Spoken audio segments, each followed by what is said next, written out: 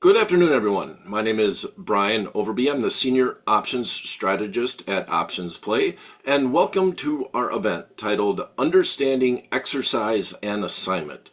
Today's presentation will be about 45 minutes long, and it is a Q&A session too. So if you have any questions along the way, please do put them in the Q&A box, which is the box with the little question mark icon. The chat will not be open, but the Q&A box is, and if you put anything in there, I'll try to address it along the way. If not, when we get to the end of the show, I will try to address everything that's in that Q&A box. So, before we get too far along, we want to thank First Trade for sponsoring this event, and if you are a First Trade client before you trade options, you should get a copy of the characteristics and risks of standardized options, and you should read that before you trade. Anything that we show today, including real examples, is not meant to be a recommendation.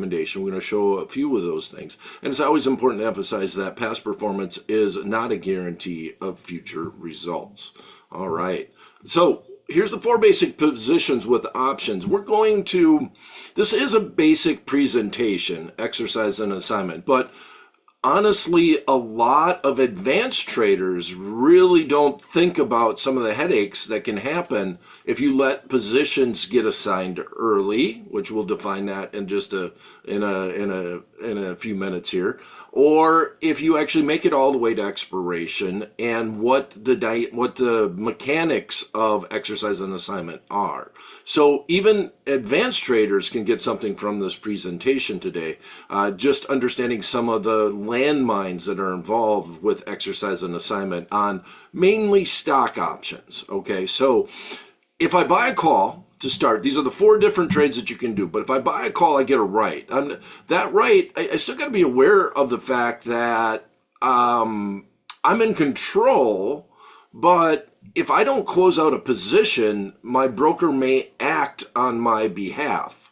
So I need to be aware of that. And that right to buy, I have that right. I can choose to buy or not buy. I mean, you can buy an option contract and have it actually have some intrinsic value. It could be in the money. And you choose that, hey, you know what? I don't want to buy the stock if it's a call, or I don't want to sell the stock if I bought a put. Now, on the other side of the coin, you don't have the choice. You have an obligation. You sell, you receive cash. For that cash, you take on an obligation. And if it's a call option, you have an obligation to sell the underlying or sell the stock. And if it's a put, it's going to be an obligation to buy the underlying. Now, talking about short puts is always really tough because a lot of people can't even ask the questions correctly when they're talking about puts because sell means buy. So I bought that put, that means I ended up buying stock, and I'm like, no, that means that you're looking to sell stock. I sold that put, so that means I'm looking to sell stock. No, that means you're looking to buy stock. And that's always the way the conversation goes with it. So we're going to talk a little bit about puts today and some of the, once again, landmines. I got a couple of them that are laid out inside this presentation. Okay. So what is something that we need to look at when it comes to exercise and assignment? And the biggest thing is the price of an option contract, especially if you're talking about exercising early. The price or the premium of the option contract plays a very big part in the probability of someone getting exercised or assigned on a short option contract prior to the expiration date. So let's look at this for a second here. If you look at premium, that's actually the intrinsic value. That would be the in-the-money amount, the actual dollar amount that an option has to trade for, no matter what, plus the extrinsic value, otherwise known as time value. When you do both of those, you end up with the price of an option contract. Now, in that time value, there's legit time. Like you look at any pricing model, you will actually see a lot of square root signs. So are you ready for this? Options move at the square root of time. It's actually, even though it's a theory, it actually works really well if you understand that concept, like trying to figure out, well, if I got an at-the-money 3-month option contract, what might at-the-money 6-month option contract be trading for? And the square root of time thing actually kind of helps out. But what time really is found, or what time really is made up of, is you also have not only the fact that you have days to expiration, but that you actually, what is the implied volatility? What is the potential movement of the stock over the life of the option contract? And that's what really makes up the extrinsic value. You got the time value and you got the implied volatility. These are very important when it comes to exercise and assignment. Internal, as far as intrinsic value, it's very simple. It's very easy to see what that word means. If the option is in the money, if you got a call option, you got the right to buy it at 50, and the underlying stock is trading at 55. Well, heck, I want to buy it at 50, and then I can go sell it at 55. That's intrinsically worth $5, and that's very straightforward. Now, on the time value thing, like I already mentioned, square root of times, pricing models, all that, but implied volatility is really a tough one. If a stock is more volatile, it's going to have more time premium. And that kind of helps if you think of options as insurance products. And that's really where they came from. A need to protect or insure something, not necessarily a need to speculate. And so you're going to have Tesla, which is, I guess, a car company, is going to have a lot more volatility than Ford. Overall. So just the general movement of the underlying stock weighs into the price of the option contract. We talked a lot about that actually in the last show. We went a little into some detail on how an option is priced a couple of weeks back. So how do we figure this out? So in our example here, we got ABC stock. Last price is 103. This is a fictitious stock. And we're looking at a 30-day, DTE stands for days to expiration, ABC option contract. Was 100 strike call. So the last price of this call option is $5. How do we figure this out? How do we figure out how much intrinsic value versus the extrinsic value? Well, if we exercise, we buy it at 100. We could sell it at 103 in the actual marketplace. So $3 of that means that is going to be our time premium. So with 103 minus 100, that comes up with the $3 of intrinsic value that we have in our position. Total premium is 5, though. You take the 5 minus that $3 of extrinsic value, and you end up with $2 of actual time premium in that 30-day option contract.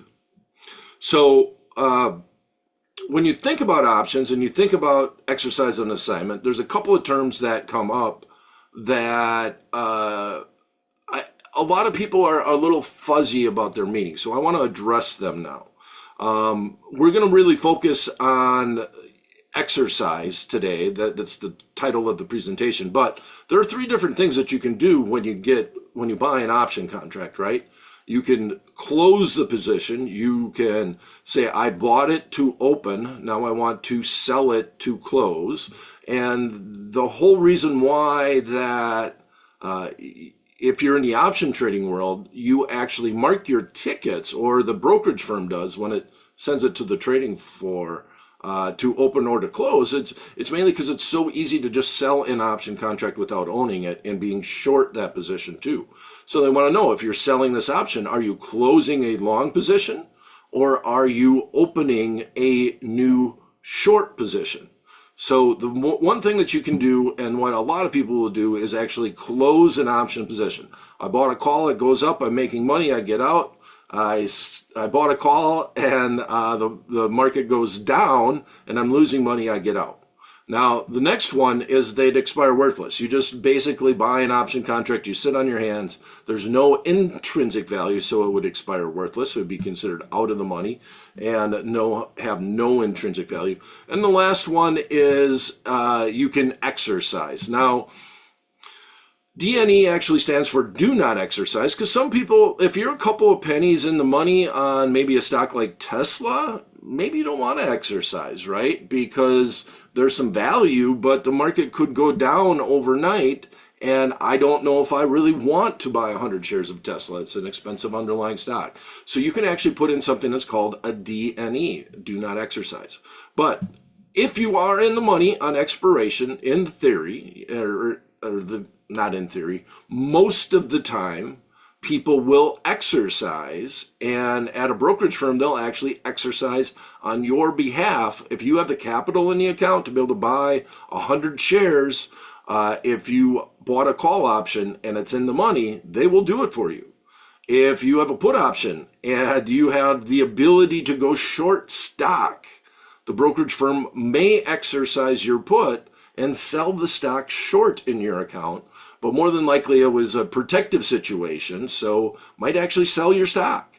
If you had 100 shares of stock and you were long a put, maybe they'll sell your stock. But your bottom line is, if it's 1 cent in the money, the Options Clearing Corporation has said that they will exercise on your behalf.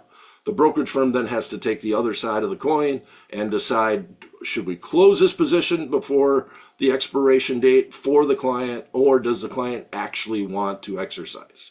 All right. So out of these three positions, out of these three things that you can do, buy to close or sell to close, expire worthless, or exercise in the money on expiration, what do you think happens the most? Out of these three things, what do you think happens the most? And you can put it in the chat box if you'd like, or in the Q&A box, I apologize. In the Q&A box if you'd like. Which one do you think happens more often? Number 1, number 2, or number 3? Well, the first one comes in, okay, so good. So we got some people playing in my reindeers games. Expire worthless is the first answer. That would be number 2. Next answer is close. And that is correct. And then Greg steps in and says expire worthless. So this is probably one of the biggest misunderstandings in the options trading world. Is sometimes I hear people who will quote 80% of options expire worthless. I don't know where they get the numbers from. But that's simply not the case. And if you think about your own trading, you'd probably agree with me. It's actually number 1. That's why I listed it number 1, right? Because that is actually what happens the most. And here's how the numbers are. If I go in, well, okay, I don't have them in the same order, but 10% of option contracts actually get exercised. That would be number 3. That would be in the money. 20% of option contracts actually expire worthless. And 70% of option contracts are actually traded out of.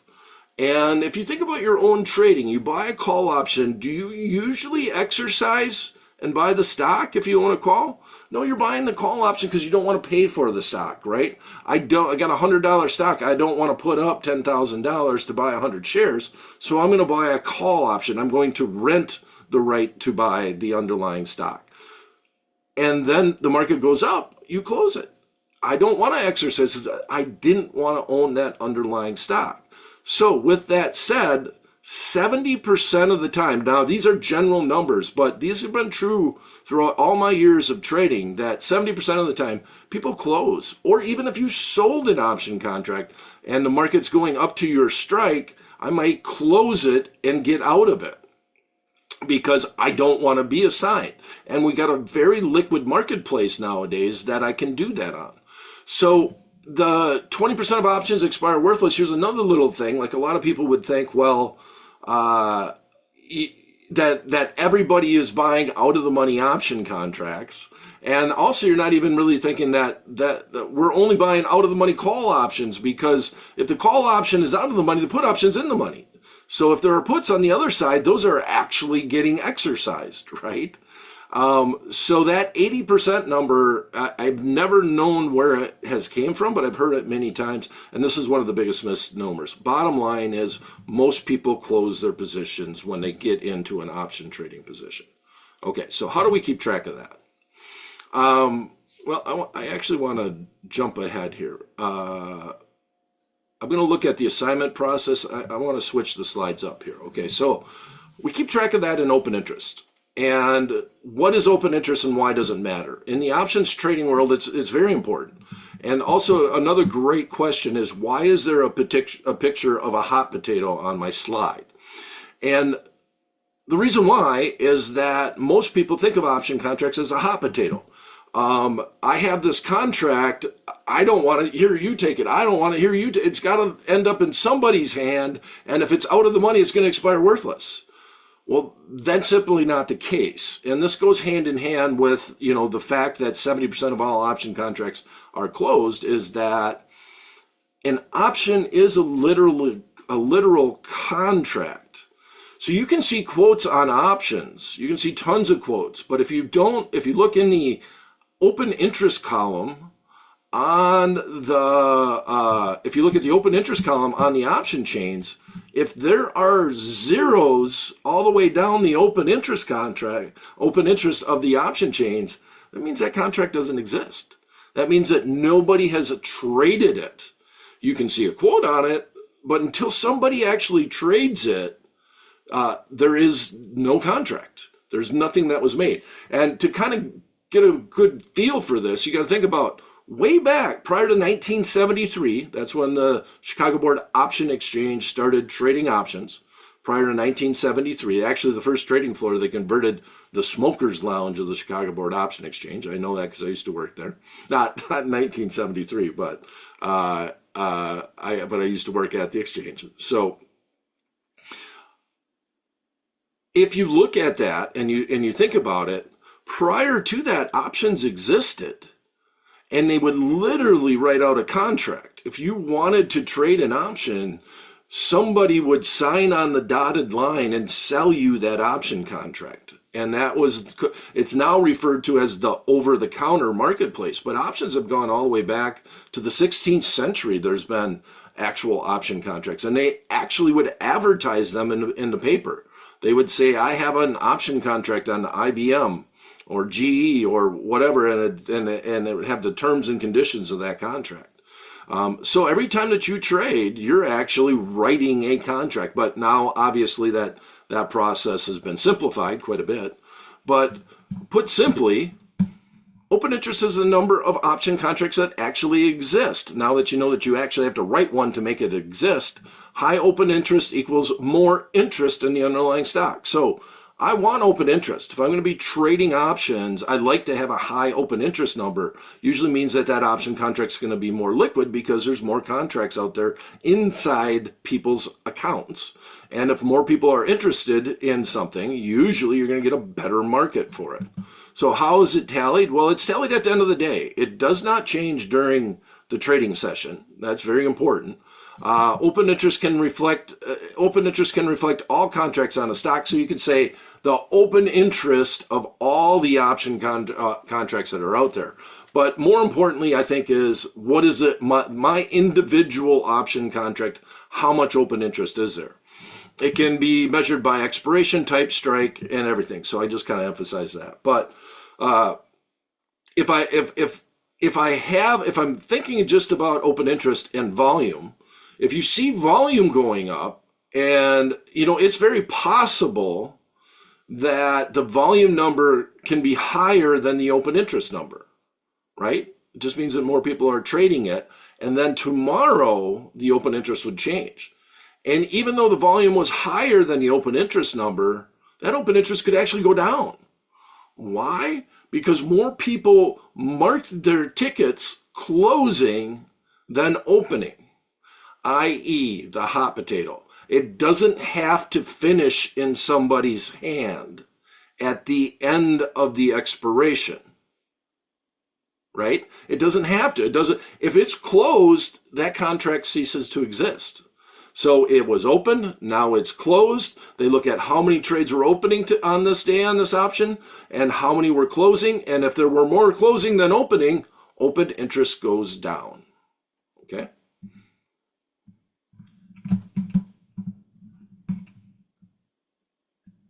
The video, Randy, the video will be made available for you. You have to talk with First Trade, though. You have to ask them about that. I don't know exactly where it's at, but they do a very good job of archiving all the videos that we do. So that was the last question. So let's keep going. So we defined time value. We defined intrinsic or in the money amount. So we got in the money, out of the money. if you're thinking about options, this relationship here is called a synthetic relationship, and it's a very important relationship if you're taking exercise on assignment to the next level. And so if I'm short an option contract, let's talk about the simplest thing in the world, a covered call. I own the stock, I sell a call. When am I more likely to get assigned? As soon as it goes in the money, or let's say it stays in the money and it's now at expiration. Do I get assigned right away, or do I get assigned at expiration? And the answer is I'm going to get assigned, and this comes all the way back to that 70% rule that we had, but it's going to be closer to expiration. Why? Well, if I'm long an option, I would rather sell it and close it than and capture any time premium that I have, as opposed to, well, let me say that a different way. If there's time premium in the option contract, it behooves the owner to sell it and capture that time premium, as opposed to exercising that option contract. So you have to realize that there's a human being on the other side of this option contract, and they're making those decisions. So if I go in the money on my option contract and I have 30 days remaining, I still want to sell that contract as opposed to exercise and capture it, and then that contract goes away because I bought it to open, I'm selling it to close. So if I'm on the end, remember that you're not going to necessarily trade with the person that you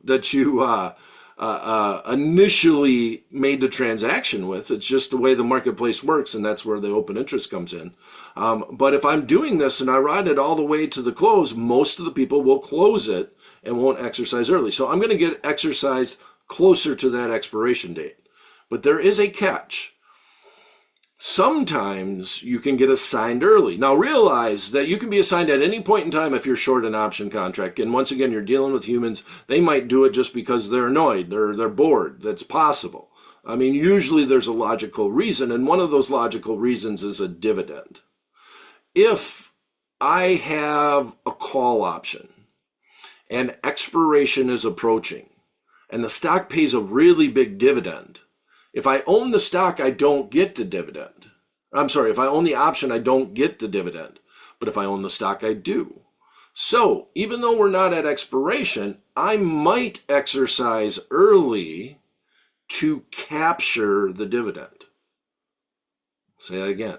I might exercise early to capture the dividend. I want to be the owner of the stock prior to the ex-dividend date because I want to own that stock.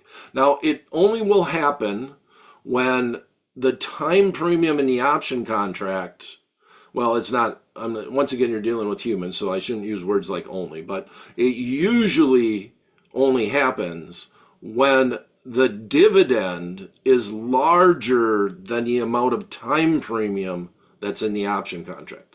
Once again, slower.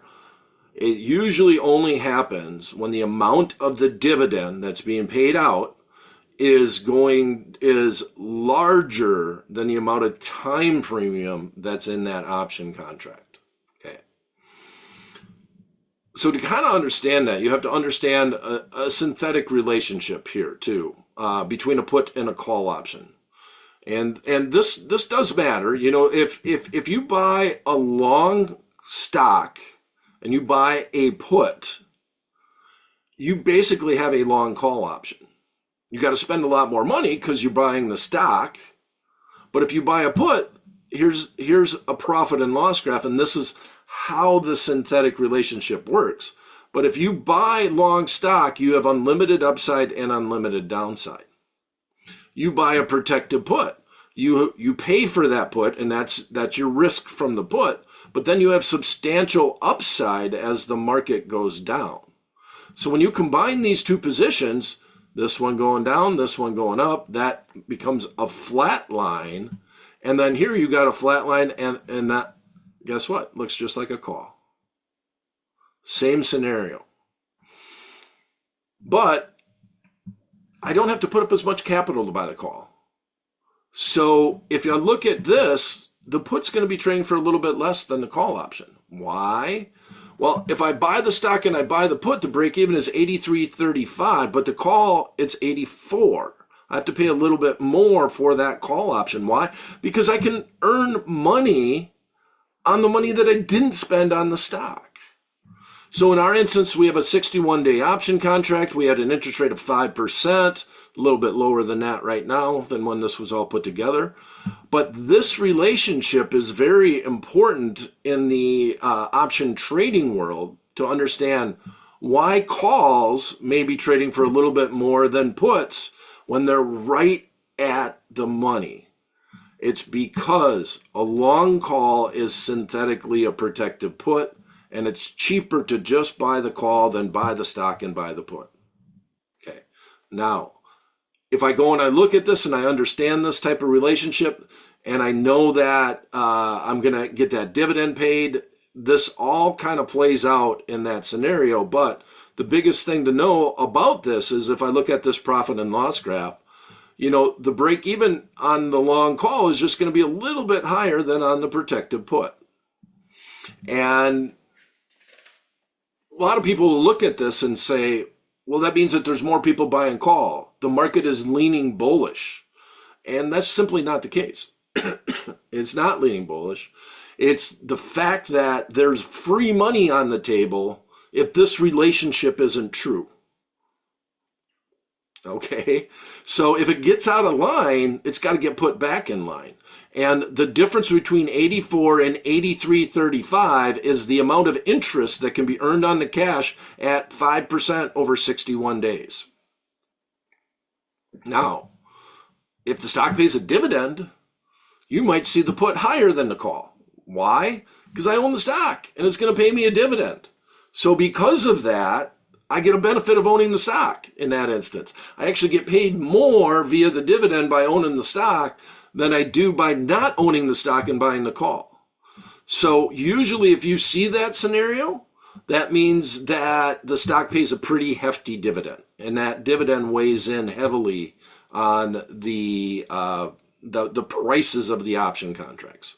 Because the dividend is known, there's an ex-dividend date, everybody knows when it's coming, and that becomes a part of it. And by the way, when a stock pays a dividend, what happens to the stock price? It goes down by the amount of dividend. Does that help calls or does that help puts? It helps puts. So once again, if a stock pays a dividend, the stock goes down, the put is going to be worth more than the call because the stock's going down and we know it's going to go down and we know by how much it's going to go down. All right, a little bit of an advanced concept, but I tossed it in here. I didn't do that the last time around. So now I want to talk about some of the surprises in the options trading world. Okay, so these happened. These are actual scenarios that I have been emailed and had to deal with. So I thought I would share them with you and realize these are based off of a true story. So in this instance, it's fairly important to just, be aware. Be aware that this can happen. Surprise assignment. The OCC accepts instructions until 5:30 p.m. Eastern time. Remember that 4:30 p.m. 4 is when the market's closed Eastern time. So you got an hour and a half to get that in. Now, if you wanted to exercise, you can call up First Trade and say, hey, exercise my call option after the market. But they usually have a shorter time because they got to get everything to the OCC. But you can exercise an option when the market is closed. Keep that in mind. Okay. So long put holders may exercise to avoid managing wide bid-ask spreads. And that's what happened in this case. The company reported earnings after the market closed on Wednesday, December 11th. The trade that we had in as a group was part of the daily play was bought the long 550 strike put and sold the short 540 strike put. It was only 10 points. Well, the market went from 550 all the way down to, in this instance, 474. So the market went down 75 points. Crazy amount, right? And after the earnings report. So this is the real chart of the underlying. That doesn't need to be named. It doesn't really matter. But with that said, and we had more than one person that just did nothing. So we had 2 days to expiration. The stock went way down. You were long a put, which is awesome, but you were short a put, so now you have an obligation on the close on Wednesday. So now it's Thursday, and the people that were short this put that woke up in the morning, a lot of them were assigned and got put the stock. They had no risk whatsoever because they're long the 550 put, but the brokers only see one leg of the trade. And they say, you need to buy 100 shares of stock at 540. We had this actual scenario happen. And the question is, why did the people that are short the 540 puts, and most of them were probably market makers, why did they exercise? And the answer is wide bid-ask spreads. The bid-ask spread on the stock was very liquid, but on the option, being so deep in the money, the spread was extremely wide and extremely hard to get out of. So why not exercise the stock? There's no intrinsic value in it, right? It's all time. Well, it's all intrinsic value. There's no time premium. You're so deep in the money that the time premium all just eroded. Another way to say that is that the delta went to -1 on the put. But got bad information from the broker, actually. They said, you need to come up with $5,400, $54,000 because you got assigned on your one put. And if you had more than that, well, then you're talking about real money because this is an expensive underlying. And the answer was, all you had to do was say, oh, I can't believe they did that. I'm going to exercise my 550 put now. As a matter of fact, that was a blessing in disguise because now I don't have to deal with the wide bid-ask spreads. So it was a thank you, honestly, but you got that assignment notice on Thursday and the options expired on Friday. So keep that in mind. Wide bid-ask spreads, when they're deep in the money, the 540 put holder exercised on Thursday, assigning you 100 shares of ABC, which you discover Friday morning. Oh, that's right. They exercise there. So what do? I don't. They exercise on Thursday after the market goes down, after the earnings report on Wednesday. I get the notice on Friday. All I got to do is exercise my long. All I got to say is, okay, that's fine. Go ahead and exercise my long. I have the right. They have the right to put stock to me at 540, but I have the right to put it to somebody else at 550. So if the broker is just looking at one leg of this trade, you might have a huge margin call. And this did happen, and this is a landmine, and this is the boom when you ran into the landmine. All right. And this is also good to know if you are a trader. If you are a trader and you have this scenario where you get wide bid-ask spreads on an underlying, think about, well, can I exercise or assign it? Can I do something to save me on wide bid-ask spreads? So this is what I meant by, even though this is considered a basic presentation, there's a lot of things in this presentation that can help advanced traders, okay? Because would you have known to, I'm short this 540 put, and now I got a $2 or $3 wide bid-ask spread. I'm just going to I'm long that put, so I'm just going to exercise and put the stock to you. And then in that instance, now I'm short the stock. I'm just going to go out and buy the stock and replace it. And then I'm only paying the bid-ask spread on the stock, which is much better than on a 70 some odd dollar in the money put option on a $540 underlying.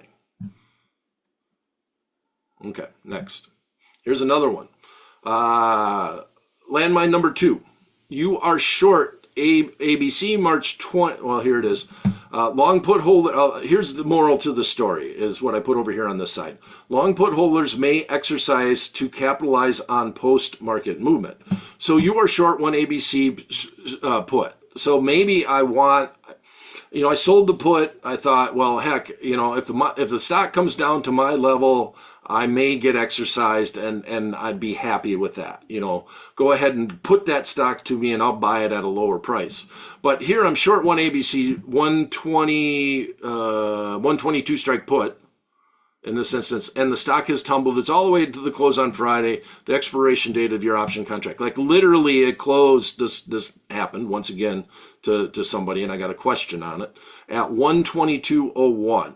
And they said, I didn't mind buy it, but I really didn't want to buy it, right? So I'm on option expiration Friday, and obviously the market is tanking. So something happened on that day, and the market's way down, but it finishes 1 cent above your put strike, meaning that you're not going to be there's not going to be an auto exercise, which means you get an auto assignment of the stock being put to you. I'm fine. But I wake up the next morning and the weekend goes by, and all of a sudden Monday morning, you have 100 shares of ABC at 122. What happened? Well, the market continued on down after the close. The OCC accepted instructions until 5:30, and it behooved the owner of the put option to actually exercise after the close and get short the stock over the weekend. So you got put the stock. Now you own the stock on this very volatile stock on this very down day after the close. And why do you own it? Because you were too cheap to pay the 5 cents to close it, right? Because it was trading at 22.01 going into the close. You could have probably closed it for 5 cents. But this will sometimes explain to you, you could look at this I'm sorry. You could look at this put option, and as it was closing, you'd probably think, gosh, it's 10 cents. Why is it trading for 10 cents? Why do I got to buy to close and pay a dime? And part of the reason why is that you can actually exercise after the close. So also that actually kind of explains premium a little bit too on how that might happen. But here's the landmine and here's the boom. Yeah, you got assigned on it. You thought you were out of the money, no problem. Weekend goes by, Monday morning you wake up and you were still assigned on the short put because of this rule, because the OCC accepts exercise instructions up until 5:30 p.m. Eastern time. And actually, I have one more here. I have one more that you got to be aware of. It's just something that you need to look at. And this is on, bull call spreads and bull put spreads. You got to be aware sometimes when you land in between the strikes. Just keep that in mind. Like, some people, like, let's say I bought the 100 call and I sold the 110 call. As expiration approaches, the stock's at 105. So if it's at 105, I really need to close the long call because I'm not going to buy the stock and then sell it at 110. It's going to land right here at 105. So in this instance, the stock's at 105. This is trading for $5. This is trading for $0. If I don't do anything, I'm going to end up buying stock at 100, which behooves me to do that because the stock's at 105. But do you really want to buy the stock? And that's also the case on the put side of things.